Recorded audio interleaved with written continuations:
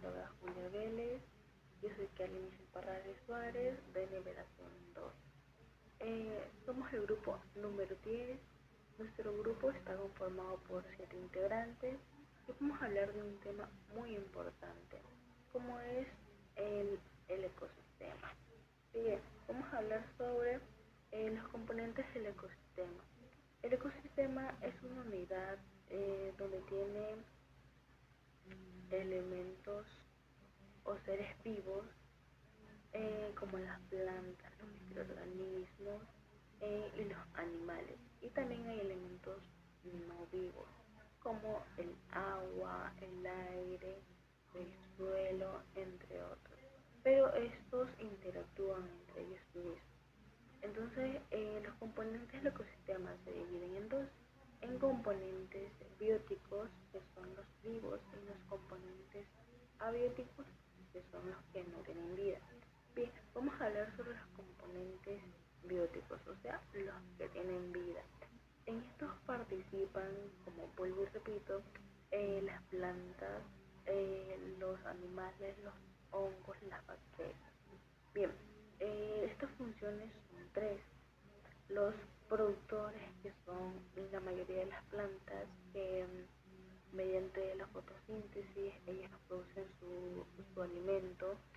Los consumidores, que son animales que se alimentan de otros seres vivos y así. Y también por último tenemos los descomponedores, y esto vendría a ser más de los hongos, que cuando un animal muere, ellos se encargan de coger los nutrientes que son beneficiarios para ellos. Entonces, esos vendrían a ser los componentes. Vamos a hablar sobre los componentes abióticos, o sea, los que no tienen vida.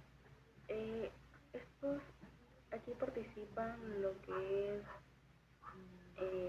como el aire, la piedra, la temperatura, entre otros.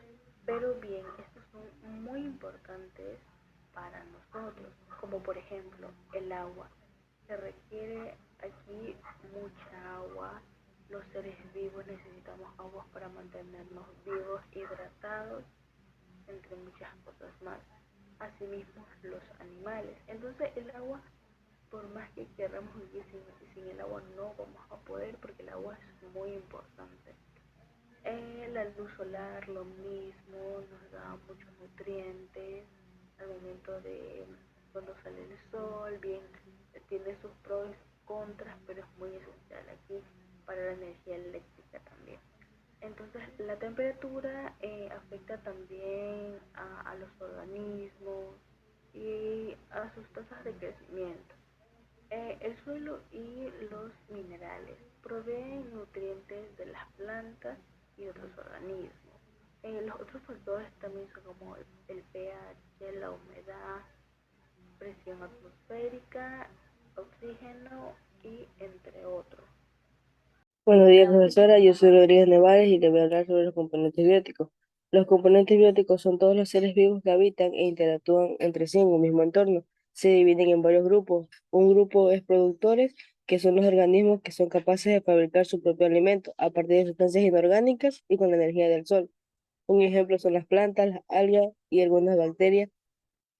Consumidores se alimentan de otros seres vivos para obtener energía, pero se dividen en cuatro grupos: en consumidores primarios, que son los herbívoros; los consumidores secundarios, que son los carnívoros; los consumidores terciarios, que son los carnívoros que se comen a otros carnívoros; y los omnívoros, que se comen todo tipo de plantas. Los consumidores transforman la materia orgánica muerta en compuestos simples que retornan al medio ambiente, cerrando el ciclo de nutrientes. Un ejemplo son los tigres, las serpientes y los ratones. 1.3 son los elementos no vivos de un medio físico y químico que no influyen en la vida de un organismo. Se dividen en cuatro grupos, que es la luz solar, que es la fuente principal de energía para la fotosíntesis. La temperatura afecta el metabolismo, la distribución y la supervivencia de los organismos. El agua, que es esencial tanto para los seres vivos como para los animales, plantas, y también interviene en pasos vitales como la respiración, la fotosíntesis y la descomposición. El aire es un compuesto por gases como el oxígeno, el dióxido de carbono y el nitrógeno, que son indispensables para la respiración y la fotosíntesis. Gracias. Muy buenos días, mi nombre es Alfredo Rafael Gómez Tomelá Y hoy vengo a hablarles sobre un punto importante, que son la interacción entre componentes. Bueno, la interacción entre componentes son las relaciones que se establecen entre los seres vivos y los factores no vivos. Eh, Como podemos observar, tenemos los tipos de interacciones. Tenemos las relaciones intraespecíficas, que son entre organismos de la misma especie, que se pueden también clasificar por competencia y cooperación.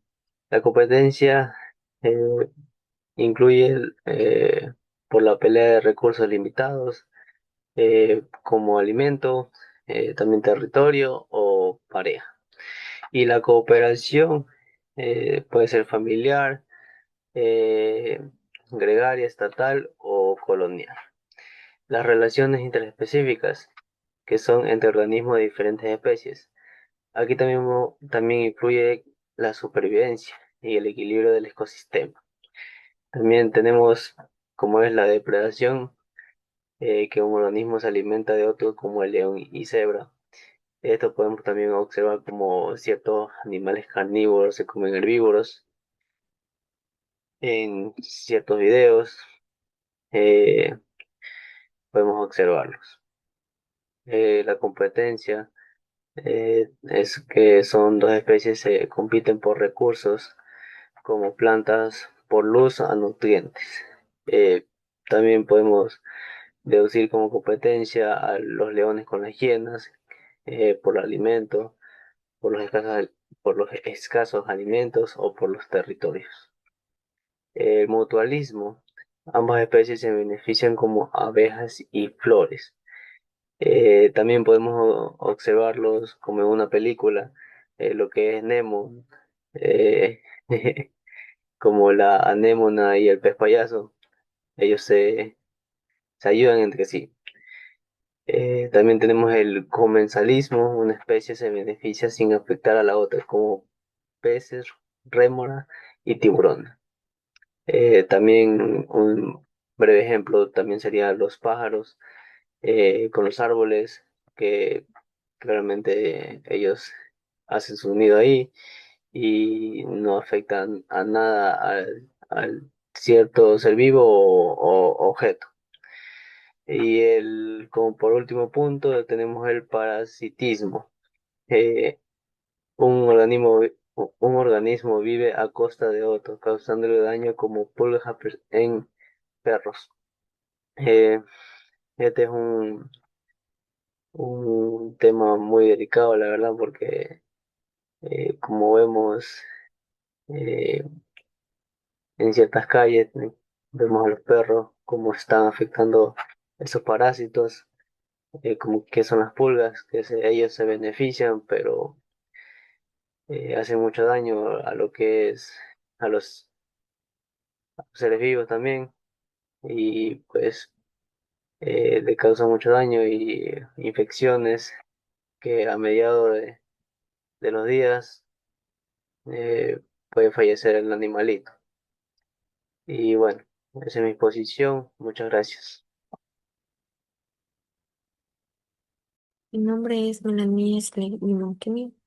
Hoy voy a hablar sobre cómo el ecosistema influye en la perpetuación de las especies, es decir, en su capacidad para mantenerse, reproducirse y sobrevivir a lo largo del tiempo. Condición abióticas. Son factores físicos del ambiente, como temperatura, humedad, tipo de suelo y clima. Estos factores determinan si una especie puede adaptarse y sobrevivir en un lugar. Por ejemplo, algunas plantas solo crecen en climas húmedos, mientras que otras necesitan zonas secas. Relaciones ecológicas. Las especies no viven aisladas, interactúan entre sí. Estas relaciones pueden ayudar o dificultar su supervivencia. Ciclos naturales y equilibrio ecológico. Flujo de energía en un ecosistema que permiten que los organismos obtengan alimento y se mantenga de vida y reproducción, adaptación y evolución. Con el paso del tiempo, las especies desarrollan adaptaciones que les permiten sobrevivir mejor, como el camuflaje, migración, cambios físicos. La biodiversidad es la variedad de formas de vida de un ecosistema. Es muy importante porque mantiene el equilibrio ecológico y procesos como polinización o el reciclaje de nutrientes. Amenaza a la biodiversidad, deforestación y pérdida de hábitats, la contaminación del aire, agua y suelo, el cambio climático, la sobreexplotación de especies, caza o tala y la llegada de especies invasoras que desplazan a las nativas. Estas acciones reducen la variedad de vida y ponen en riesgo a los ecosistemas. Gracias. Hola, profesora, compañera, voy a hablar sobre la diversidad biológica. La diversidad biológica es la variedad de vida en la Tierra, que abarca desde los genes y las especies hasta los ecosistemas completos, como bosques y arrecifes de coral. Incluye la diversidad genética dentro de las especies, la diversidad de especies, de animales, plantas, hongos y microorganismos, y la diversidad de los ecosistemas y los procesos que interconectan. La biodiversidad es crucial para nuestro sustento, ya que proporciona alimentos, agua, medicina y un clima estable. Diversidad biológica. Se refiere también a la variedad de formas de vida que existen en el planeta Tierra. Importancia de la biodiversidad, que consiste en un equilibrio ecológico, el cual mantiene su funcionamiento de los ecosistemas como la polinización, el reciclaje de nutrientes y la regulación del clima. Recursos para los humanos. Esto proporciona alimentos, medicinas, materiales y energía. Resiliencia ambiental. Ecosistemas con mayor biodiversidad son los más resistentes a cambios o desastres naturales. Valor cultural y ético. Muchas culturas consideran la naturaleza sagrada o esencial para su identidad.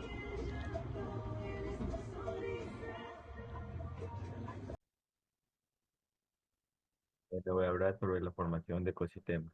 La formación de ecosistemas es un proceso mediante el cual los seres vivos y su entorno físico se organizan y establecen relaciones de interdependencia hasta formar un sistema equilibrado. Las etapas principales en la formación de un ecosistema. Colonización inicial. Ocurre en lugares donde antes no existía vida, como rocas desnudas o áreas volcánicas. Las primeras especies que aparecen llamadas especies pioneras, como líquenes y musgos, modifican el ambiente, acumulando materia orgánica y permitiendo la llegada de otras especies. Desarrollo y sucesión ecológica. A la medida que se acumula suelo y nutrientes, llegan plantas más complejas, como hierbas, arbustos y árboles. Estas aumentan los animales y microorganismos. Este proceso llamado sucesión ecológica transforma el ambiente gradualmente. 3. Ecosistema maduro. El ecosistema alcanza un equilibrio estable, donde la comunidad biológica está adaptada al clima y condiciones del lugar. Ejemplo, un bosque tropical, una sabana o un arrecife de coral. 3. 4. Interacciones bióticas y abióticas. Los factores bióticos como plantas, animales, hongos, bacterias, interactúan con los factores abióticos como luz, temperatura, agua, suelo, minerales, generando ciclos como el agua, carbono y nitrógeno esenciales para la vida. Los tipos de ecosistemas están formados por terrestres, acuáticos y mixtos. Muchas gracias. Niveles de organización ecológica.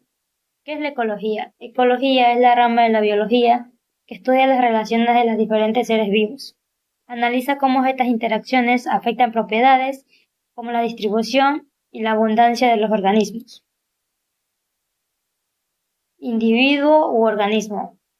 Es un ser vivo, una entidad biológica única y distinta que puede existir por sí misma.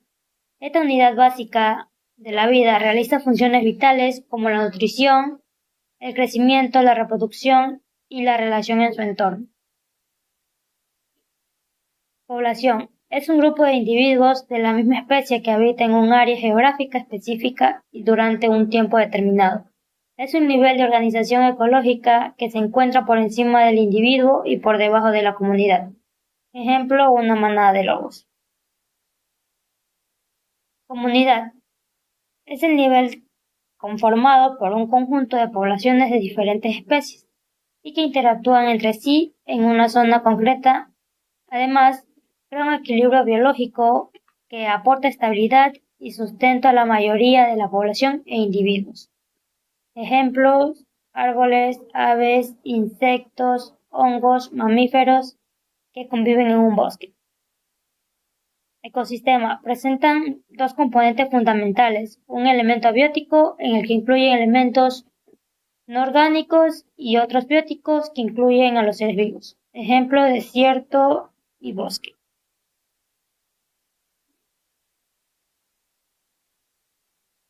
Bioma. El bioma es un nivel de organización ecológica por encima del ecosistema y se define como un conjunto de ecosistemas con condiciones climáticas y de vegetación similares en un gran área geográfica.